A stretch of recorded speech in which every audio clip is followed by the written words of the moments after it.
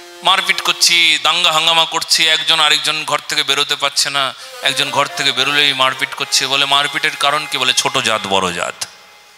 যদি আজও তুমি নিজেকে বড় বলে কারোর সঙ্গে যুদ্ধ করলে, ছোট বলে কারোর সঙ্গে তুমি তোমার আমিত্বকে প্রকাশ করলে, অহংকারকে প্রকাশ করলে, তুমি তো মানুষের মধ্যেই পড়ো না, তুমি তো পশু। পশু আবার কি করে ব্রাহ্মণ ক্ষত্রিয় বৈশ্য শূদ্র হয়? বলো না গো, রাধে রাধে। এই জন্য ভাবনাগুলোকে ছাড়ো। এই যুগে দাঁড়িয়ে, এই মুহূর্তে দাঁড়িয়ে আমাদের সবাইকে এক হতে হবে।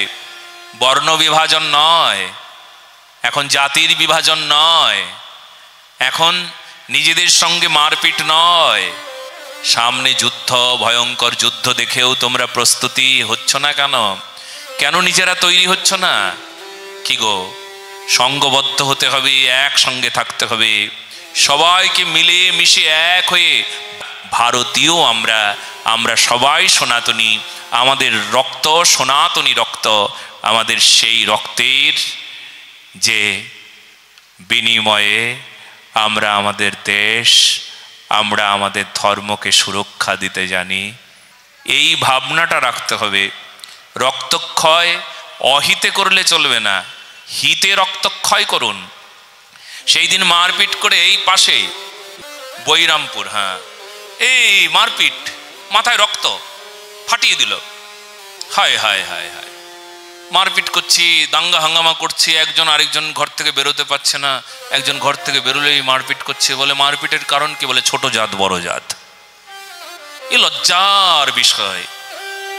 ছি, সুশিক্ষা প্রবেশ না করতে পারলে না, অনেকেই শিক্ষিত, আবার সুশিক্ষা প্রবেশ না করলে, কোন শিক্ষা? ধর্মীয় শিক্ষা। ধর্মীয় শিক্ষা এইরকম কুসংস্কার নিয়েছে, ধর্ম নেয় নাই, সংস্কার নেয় নাই।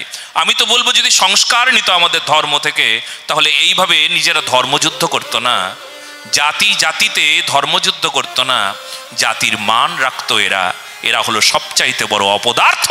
এদেরকে শুদ্ধ করবার জন্য একমাত্র উপায়, এদেরকে ভালো সংস্কারই করো, এদের সুসংস্কৃত করো, এদের হৃদয়ে বুঝিয়ে দাও, ছোট তুই সত্যিই ছোট যে নিজেকে বড় ভাবিস।